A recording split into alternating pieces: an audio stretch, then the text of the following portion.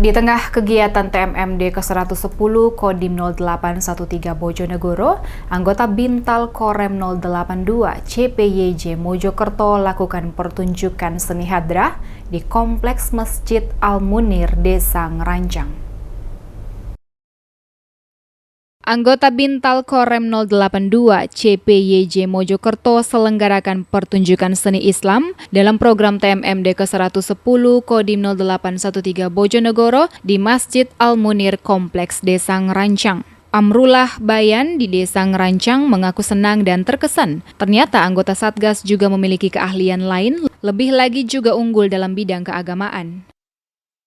Acara Bintal, penampilan seni hadrah Al-Banjari dari Kodim Bojonegoro. Senang sekali dan sangat terharu, sekaligus senang ya, bangga dengan TNI. Ternyata TNI itu tidak seseram yang kita bayangkan, karena di lapangan ternyata juga bisa religi, ya, memainkan hiburan Islami yaitu hadrah. Amrullah menambahkan kegiatan pertunjukan seni hadrah dimaksud untuk memotivasi warga setempat agar bersemangat mengembangkan seni keislaman selain melaksanakan program sasaran fisik dan non-fisik TMMD ke-110 Kodim 0813 Bojonegoro.